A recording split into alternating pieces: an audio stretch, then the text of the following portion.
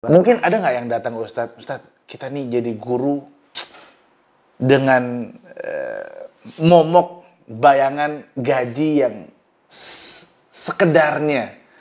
Gimana kira-kira Stigma merubah mindset mahasiswa supaya semangat jadi guru, Ustadz, kira-kira? Jadi gini ya. Mau jadi apa? Assalamualaikum warahmatullahi wabarakatuh, teman-teman semua. Alhamdulillah Bang Kevin sekarang lagi sama Ustadz Amrin, Ustadz ya. Yap. Bukan kepala sekolah, Ketua Sekolah Tinggi Ilmu Tarbiyah Madani. Tadi Anda baru lihat, Ustadz. Alhamdulillah, Masya Allah. Ternyata ini kampusnya berasrama, Ustadz ya. Berasrama. Kayak kampus-kampus di Amerika. Wow, Masya Allah. Ada asramanya, Masya Allah. Nah, ini kayak Kevin di sini mau nanya-nanya, Ustadz, terkait dengan program-program STIT Madani. Yang pertama, dasar banget ya, teman-teman mungkin belum tahu nih, Ustadz. Bedanya sekolah tinggi, institusi, sama universitas.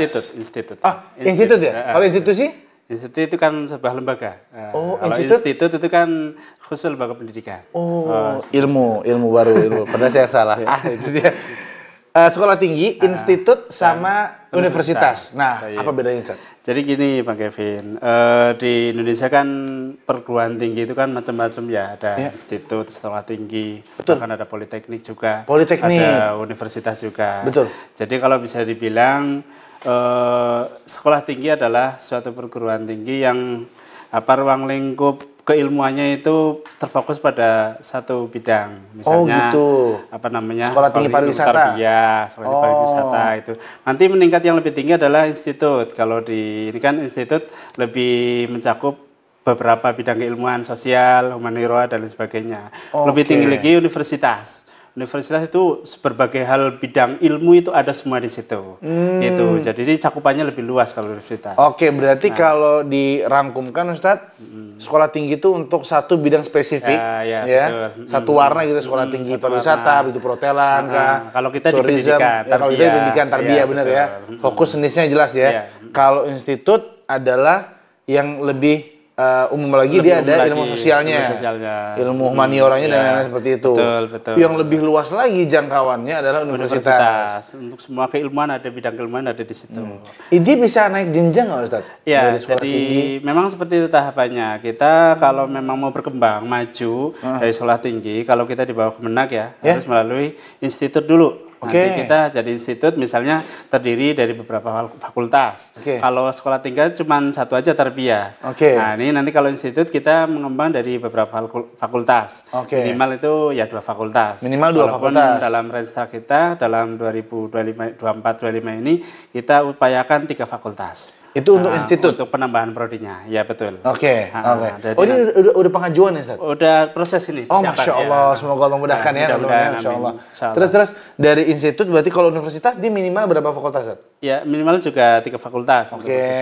Cuman nanti ada ilmu eksatnya dan ada ilmu umumnya. Seperti kalau fakultas ada ilmu sosialnya, itu campuran di situ ada kalau semua. Universitas?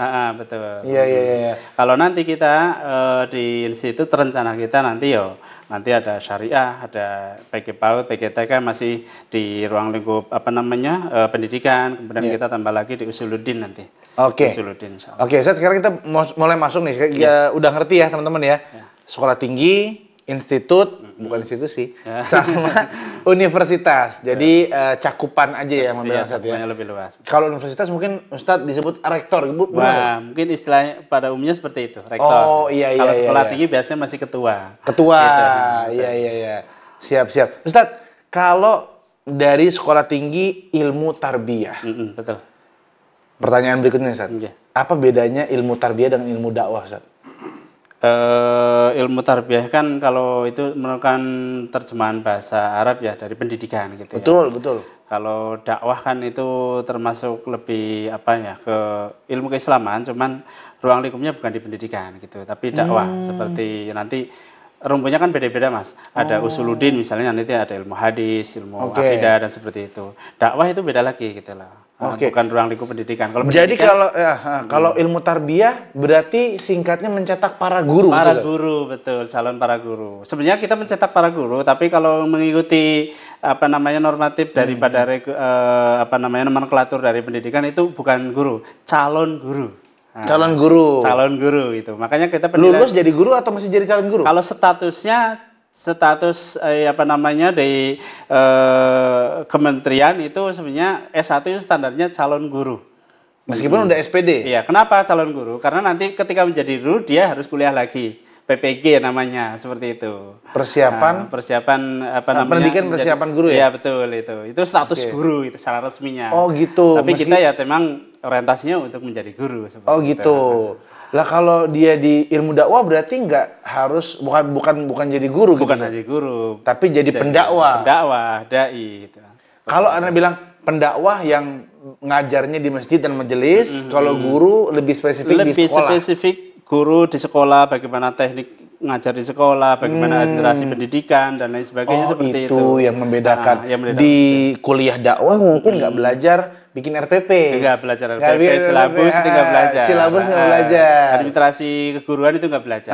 Cara ngisi absen Google Classroom kan. Seperti itu, metode mengajar di kelas itu seperti apa, betul. Iya. Kalau di tarbiyah belajar diniyahnya juga sebagai Diniyah konten juga, ngajarnya, betul. sama administrasi sebagai guru. Administrasinya juga metodologinya. Gitu. Metodologi Ustaz, calon guru, Ustaz. Karena sebagai mahasiswa lulusan PI juga. PI pendidikan juga, jadi aduh. Ya, salah. Mungkin ada nggak yang datang ke Ustaz, kita nih jadi guru dengan momok bayangan gaji yang sekedarnya.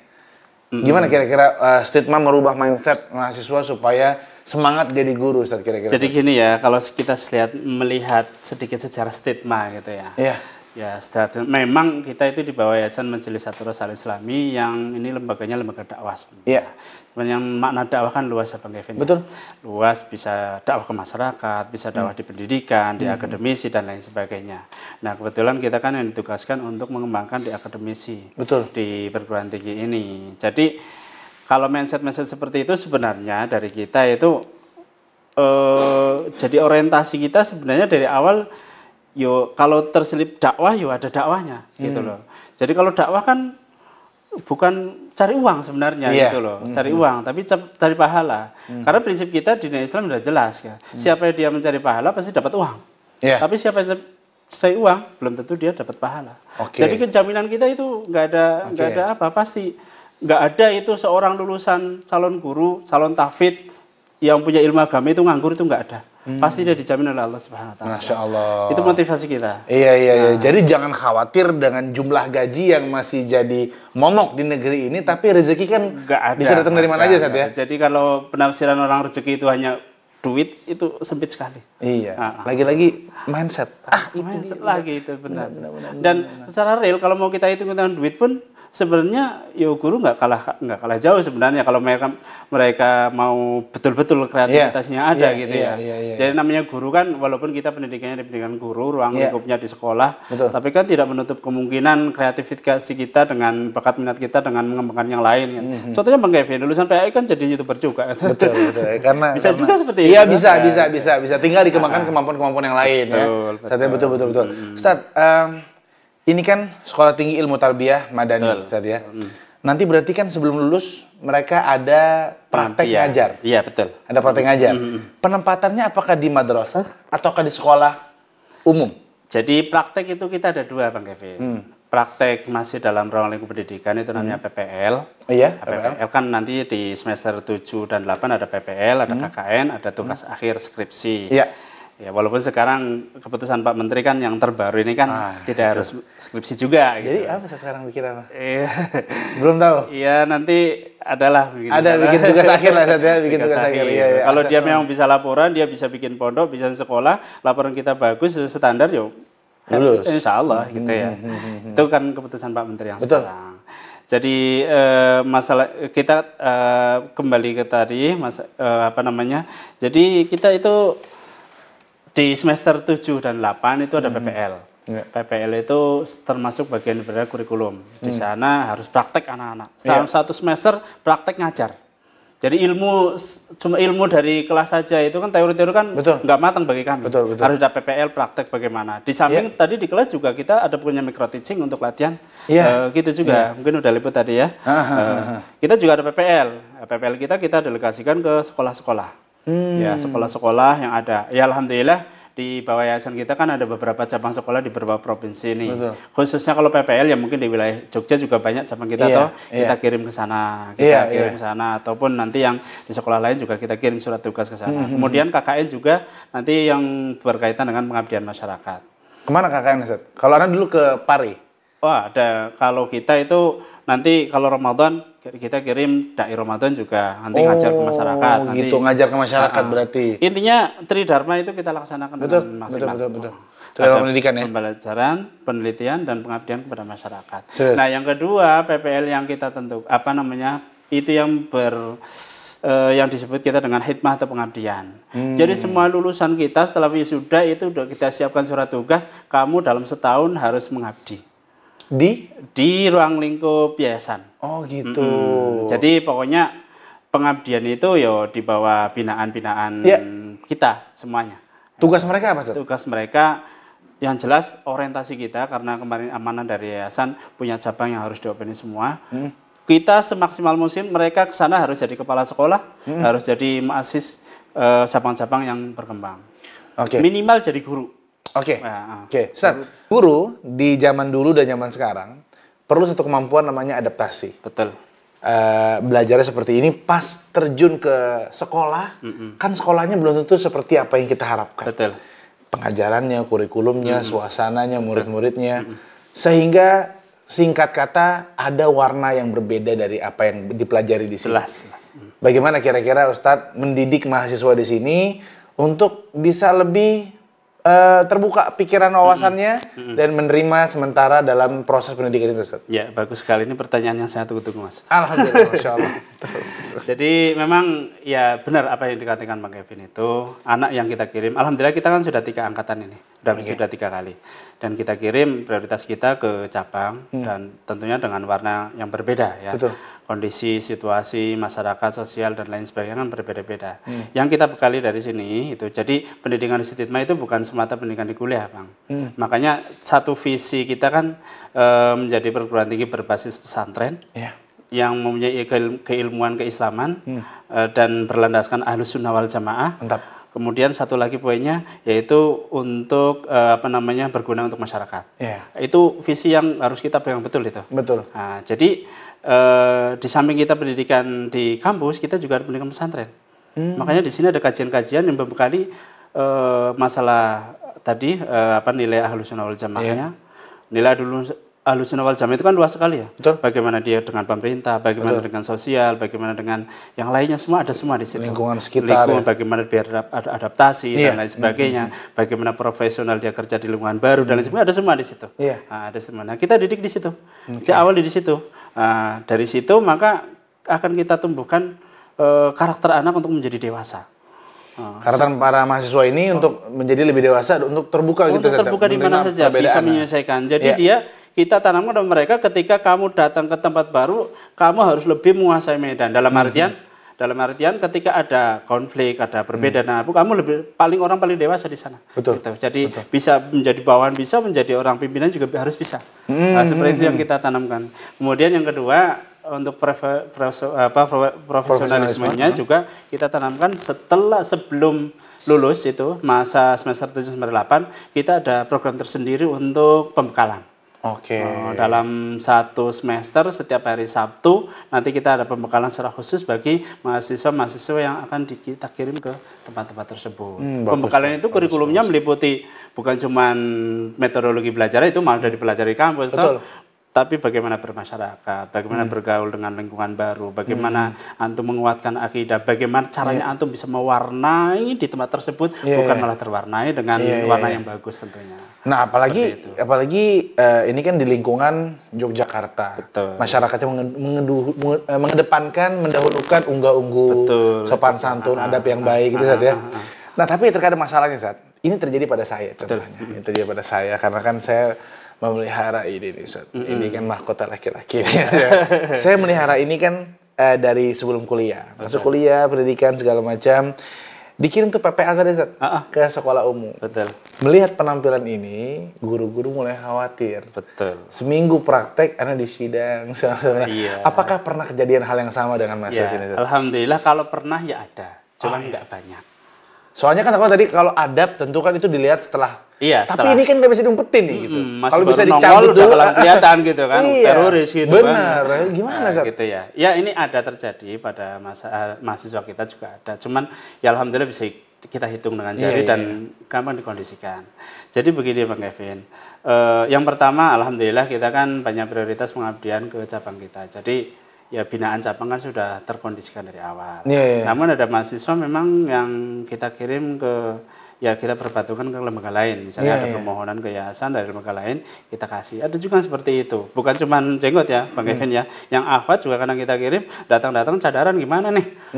Kan kalau bagi teman-teman yang itu kan jadi trauma tersendiri juga. Betul, gitu. betul. Tapi salah satu siasat kita, bagaimana kita bersosialisasi dengan baik. Sebelum kita kirim ke sana, kita sampaikan apa adanya.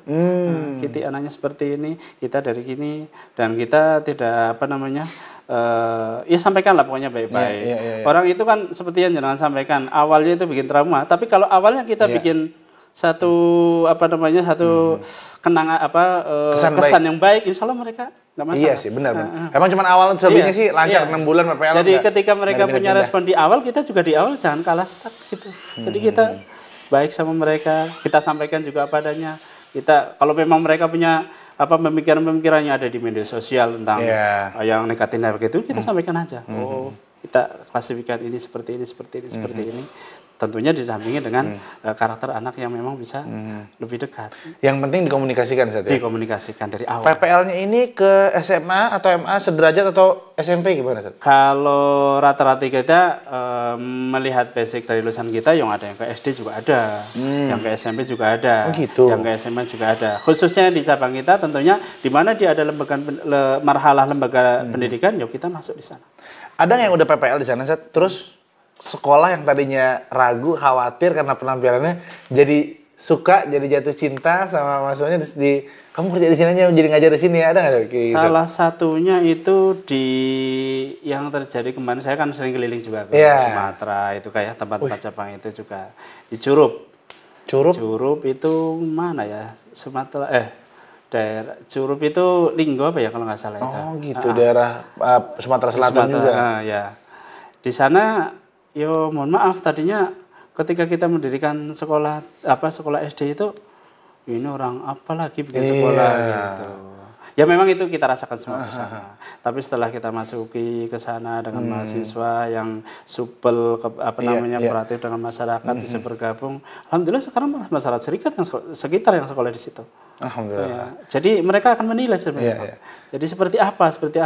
Kebanyakan kan sekolah kita kan ada yang full day, ada yang boarding. Betul. Ini yang membuktikan yang full day. Full day kan rata-rata masyarakat sekitar. Iya, dan pulang ke rumahnya. Pulang ke rumah. Tercerita anaknya tuh. Menyampaikan. Nanti anaknya juga cerita. Kemudian hasilnya misalnya kita kan di tahfidz kan biasanya menjadi unggulan kita. Betul. Itu mereka akan menilai sendiri. Dan ini bisa mengklarifikasi, mengclearkan suasana yang paradigma buruk terhadap kita. Betul. Pulang-pulang bawa hafalan hadis baru, Quran baru kan. Di samping juga kita ajari kan bersosialisasi di sini. Mereka juga kalau masuk lembaga pondok, ya jangan kuper di dalam pondok aja walaupun sibuk. Ayo keluar kita sosialisasi dengan masyarakat. Jadi kepada masyarakat kuncinya adalah komunikasi yang baik saja. Betul, sebagai calon guru, sebagai seorang pendidik, maka dia harus bisa berkomunikasi dengan masyarakat secara luas. Betul, itu yang kita. Maka dari itu dalam tanda kutip sekolah itu kan madani. Nah, itu arti madani kan masyarakat. Iya betul, bermasyarakat. Bisa ditarik ke konteks mana madani itu? Ke pendidikan, ke masyarakat, atau dalam bahasa Arab Madinah itu kan luas sekali maknanya. Bisa bergaul, mempunyai karakter yang bagus, kemudian etika, dan seterusnya. Itu kan makna dari madani tersebut. Masya Allah, tabarakallah. Ustaz, ini di SITMA ini, Sekolah Tinggi Ilmu Tarbiyah Madani, ada 2 jurusan ya Ustaz ya? PAI dan PBA. Ada PAI dan PBA. Betul. Secara umum perbedaannya kan sama-sama dini ya nih Ustaz? Perbedaan yang mendasar di mana Ustaz? Ya, jadi gini, kalau kita kupas sedikit kurikulum ya.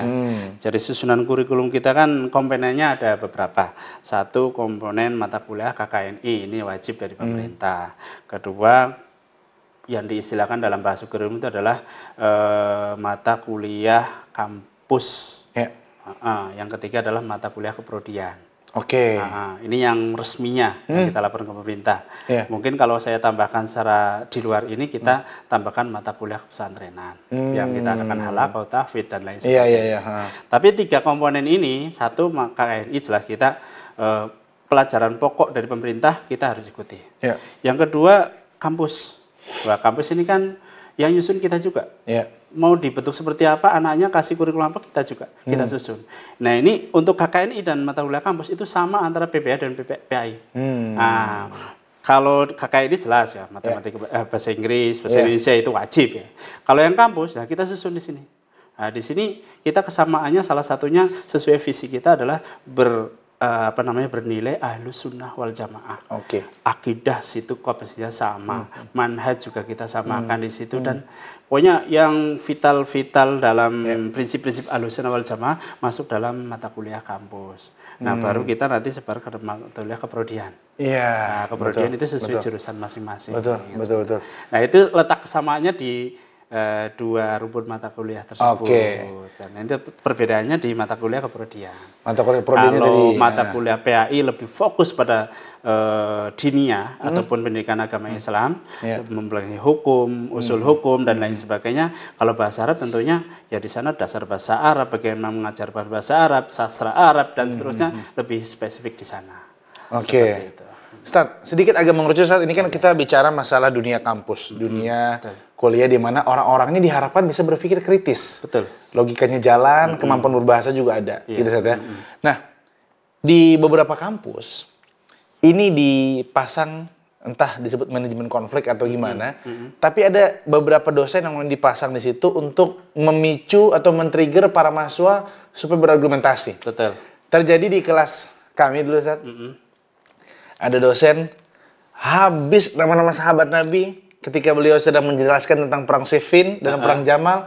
Itu semua, anak pertama kali anak dibecandain masalah jenggot sama cingkrang udah nggak masalah, biasa aja, nanti biasa aja. Tapi kalau itu anak gemuruh hati anak, pengen marah anak. Dibilang Zubair beginilah, dibilang Muawiyah beginilah. Tapi ternyata di balik itu setelah ngobrol itu memicu para mahasiswa supaya bisa memberikan argumentasi yang kuat kayak gitu-gitu Ustaz. Nah, untuk melatih kritis. Iya, kalau di sini apakah seperti gimana Ustaz kalau di sini Ustaz? Ya pada umumnya sebuah taraf keilmuan di perguruan tinggi harus ada itu, Bang. Pada umumnya seperti itu. Hingga di kita juga seperti yang disampaikan oleh pembina kita, orang tua kita, Ustaz Abu juga, beliau sering menyampaikan, anak stigma itu harus bisa menjawab bagaimana subhat-subhat yang ada di dunia keislaman tentunya. Iya. Makanya ya itu walaupun kita dalam program pengajarannya itu kita kembalikan ke dosen. Jadi kita kondisikan dosen bagaimana anak ini bisa sampai target ke situ dalam pengetahuannya. Memang kita punya prinsip hukum asal berdebat itu kan kurang baik gitu ya. Tapi kita bekali mereka ketika masalah kritis itu, jadi kita menutup tidak boleh berdebat kurang baik itu bukan berarti kita nggak kritis. Jadi kita debat tetap bekali kusir mereka, yang jangan ya. Tapi kalau argumentasi ilmiah itu biasa harus bisa dicari, dikemukakan gitu Ustaz ya. Betul. Jadi makanya salah satu metodologi kita sampaikan ke dosen-dosen itu pokoknya anak itu ketika sudah sampai target sekian pembelajaran harus dikasih tugas apa yang menjadi pendapat dia dan disampaikan dan dia siap dikritik oleh teman-temannya. Iya. Seperti itu. Kalau begitu malah jelas Ustaz. Karena beberapa kampus malah justru itu jadi pengajaran bagi mahasiswa yang kosong, bagi mahasiswa yang belum tahu tadi kita sebutkan sejarah mungkin perang Siffin, perang Jamal, itu jadi terpatri di kepala dia. Oh, Muawiyah licik. Gitu Ustaz. Astagfirullah gitu ya. Itu Mas Tana? Ya kan tadi divisi kita bernilai ahlus sunnah wal jamaah harus tetap kita jaga. Betul. Berarti nanti dosen pada akhirnya harusnya ketika memang itu sebagai modul tanda kutip cara belajar, di akhir sesi harusnya dijelaskan bahwa sebenarnya begini-begini gitu saja. Oh, itu harus tetap kita kondisikan prinsip-prinsip itu. Jangan sampai mereka punya kritis boleh tapi jangan liar gitu maksud saya. Iya, betul. Betul. Kritis boleh, kita harus punya kritis ketika tapi dalam tanda kutip kritis dalam menekan al-haq. Ya. Bukan liar kemana-mana mentang-mentang kritis saya dianggap cerdas, yang penting dia punya kreativitas baru atau argumen baru dan lain sebagainya. Tapi kita punya koridor karena kita punya iman, punya agama Islam sebagaimana seperti itu. Banyak udah sering terjadi kampus-kampus ya teman-teman ya, kampus-kampus Islam yang mana udah ada yang bilang ada di satu kampus, Ya, kampus Islam ini di negara kita ada pelangnya di depan fakultas itu, Betul. area bebas Tuhan.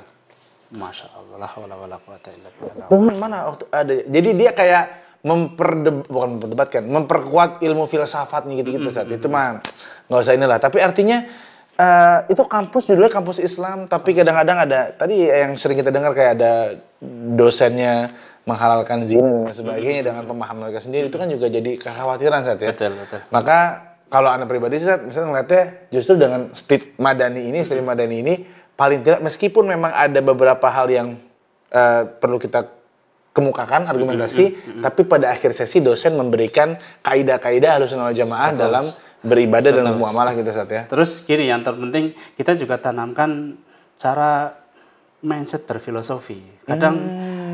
Kadang ini filosofi ini disalahgunakan gitu. Nah, gimana Sat? Nah, itu jadi contohnya seperti ini. Kalau mau kita fair ya, sebenarnya ajaran Islam ini logikanya itu udah nyambung dengan filosofi logika manusia, fitrah manusia. Oke, gitu. sejalan Sat ya. Sejalan sebenarnya gitu, sejalan, nggak bertentangan sama sekali gitu loh. Kenapa mereka kadang bertentangan dengan ajaran Islam? Karena ininya liar. Iya. Nah, liar kemana-mana. Jadi argumen ini dan lain sebagainya, mereka cuman sesuai dengan hawa nafsu mereka gitu. Iya, betul. Contoh kecil ya, misalnya ketika kita membahas, kebetulan saya kan ngajar akidah juga ya. Di semester 1 kan ada pelajaran akidah itu. Kalau dalam bahasa mereka teologi gitu ya. Kita masih mengajarkan akidah rububiyah misalnya, tentang ketuhanan Allah. Di situ kan dibahas Allah itu wujud ada gitu kan. Rabb kan Allah yang maha menciptakan, yang mengatur dan memiliki gitu kan, seperti itu. Jadi kita juga tanamkan anak-anak juga, ini loh ada orang orientalis, ada orang ateis seperti ini, argumennya seperti ini, mereka mengingkari Tuhan dengan argumen seperti ini. Kita balikkan argumen yang secara fitrah dan secara nas. Ini loh bantah mereka seperti ini, kayak gini, biar mereka juga kembali ke fitrahnya, sekaligus juga bisa membantah daripada kerdilnya filosofi mereka tentang teologi seperti itu. Makanya memberikan contoh-contoh kasus ya. Betul seperti itu. Jadi mereka sampai nanti, loh Sat, ini kampus-kampus yang tadi ada area bebas Tuhan itu gimana? Ya itu menurut antum gimana? Ya itu udah jauh dari logika yang sampai anak seperti itu gitu. Jadi logika mereka sendiri berjalan, kita luruskan sesuai fitrah kita. Kita kuatkan dengan nas daripada Al-Qur'an maupun As-Sunnah. Itulah sebenarnya. Masya Allah. Ustaz, seperti itu.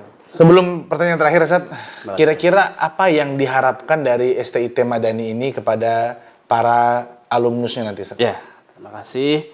Ya, tentunya yang pertama alumni, saya berpesan kepada semua alumni dan kita sedang tadi juga hendaknya mereka kita didik menjadi seorang guru. Jadi mereka jelas prioritasnya pekerjaan mereka adalah guru. Tapi tolong jangan lupa visi besar kita adalah dakwah. Kita menyampaikan, mengajarkan apapun bentuknya, ya kita tetap berprinsip pada dakwah, mengharap pahala dari Allah Subhanahu wa taala. Kemudian prinsip-prinsip dakwah juga harus dipegang, baik prinsip pengajarannya, akhlaknya, komunikasinya dengan masyarakat. Itu tolong betul-betul ajarannya sudah kita ajarkan di sana tetap dijaga ya. Prioritaskan bahwa tetap prinsip kita berdakwah tauhid dengan cara apapun, baik kita di akademisi, di masyarakat maupun di manapun kita utamakan seperti itu. Kemudian yang kedua, kepada alumni ya harapan kita kan sesekali mereka kita panggil untuk bertemu, tolong bimbing adik kelas, baik secara langsung di tempat pengabdian, di tempat kerja bareng atau di kampungnya, ataupun kita panggil mereka untuk sosialisasi di sini. Makanya kondisi-kondisi di lapangan itu kan mereka harus paham, sehingga kita bisa mendatangkan anak-anak yang sudah senior ke kampus untuk mengadakan sharing lah terhadap adik-adik kelasnya. Seperti itu. Bahwa di dunia nyata seperti ini loh sekarang lagi gitu ya. Betul. Masya Allah. Kemudian yang ketiga, karena kita didik mereka berwawasan global, terus mencari ilmu, jangan berhenti. S1 itu baru miftahul ilmi, baru kuncinya saja. Biharul ilmi masih jauh gitu ya. Kalau memang dia punya kompetensi di akademik, lanjut S1, S2, S3, silahkan lanjut. Kalau memang dia dengan cara yang lain, pokoknya jangan berhenti mencari ilmu. Itu pesan kita. Masya Allah. Teman-teman semua, makasih banyak nih ya, udah nyimak sampai mau habis nih Ustaz nih. pertanyaan terakhir, Ustaz. Ini untuk para pemirsa yang nonton di sini. Siap. Pesan antum, Ustaz. Karena kalau orang tua sekarang nanya anaknya mau jadi apa, nak? Jadi dokter. Iya, mau jadi dokter ya, nak. Betul. Jadi chef. Wih, jadi chef ya, nak. Kalau ada anaknya jadi guru, ya jangan tuh, nak. Jadi guru. Karena stigma yang ada, bukan stigma kan di sini. Stigma ya. Stigma ya. Stigma yang ada, guru tuh kasihan. Guru tuh begini. Nah, kira-kira gimana untuk mengembalikan mindset nih para penonton di sini, Ustaz, dari Binbas TV dan juga di channel Mau Jadi Apa nih, supaya profesi guru tuh tetap punya prideness, punya gengsi gitu. Betul. Jadi pertama tentunya kita sampaikan kepada teman-teman sekalian bahwasanya cara memandang gengsi itu kita perluas dulu atau jangan terlalu sempit gitu ya. Jangan terlalu sempit. Jangan sekarang gengsi jadi guru seperti itu. Apakah pernah berpikir kalau di hadapan Allah nanti jadi orang bergengsi atau bukan? Benar. Gitu. Kalau dia mau bergengsi dalam Allah, kalau dia masuk surga baru dikatakan bergengsi. Itu dia. Nah, itu. Kalau cuman sekedar dunia, saya hitung, Bang Kevin kamu punya berapa? Apa umur saya? iya. Hampir 30, Ustaz. Yakin mau umur sampai berapa? Ya, mudah-mudahan sih Udah berapa panjang ya, follower? mudah-mudahan. Kayaknya follower di sini pun nggak dibawa ke akhirat. Iya juga lagi benar sih. Itu yang pertama yang malah hisap ya, malah benar. Benar. Betul ya, itu yang pertama harus kita tanamkan dulu. Kemudian mulianya seseorang kan ya bukan dengan cuman bagaimana menghasil guru. Penghasilan itu mulianya kan in akramakum indallahi atqakum. Orang yang paling mulia insyaallah dalam bertakwa. Ya kita sampaikan dan kita optimiskan ya yang namanya kekayaan itu bukan sekedar pada harta saja. Kalau berbicara masalah dunia, saya yakin 3 angkatan dari anak didik saya yakin mereka itu tidak ada yang nganggur pertama. Yang kedua, saya jamin mereka berkecukupan dan tidak ada yang nganggur ya. Serta bermanfaat juga bagi masyarakat ya ilmunya ya. Yang namanya kaya bagi kami bukan harus banyak harta. Betul. Tapi cukup dan pengen apa aja cukup. Alhamdulillah ya. Pengen apa aja Allah hadirkan hari ini gitu ya. Masya Allah. Pengen mobil cukup. Iya benar. Jadi mindset kita yang tanam. Betul. Ustaz, syukuran, makasih banyak Ustaz. Jazakallahu khairan ya. Semoga ini bermanfaat. Amin ya rabbal alamin. Terima kasih sekali saya bisa ngobrol sama jenengan. Sama-sama Ustaz, sama-sama. Mudah-mudahan di lain waktu kita ketemu lagi. Amin ya rabbal alamin. Ustaz, untuk pendaftaran Stigma dan program-program yang lain kira-kira bisa hubungi gimana, Ustaz? Iya, pendaftaran Stigma insyaallah dalam waktu ini kebetulan kita baru tutup kemarin, dalam waktu dekat kita mau buka.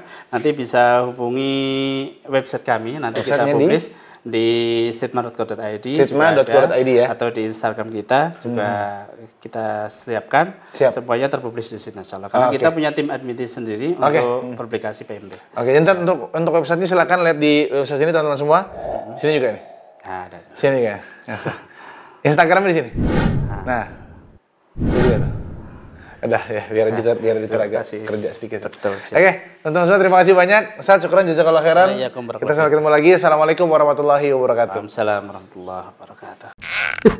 Mau jadi apa?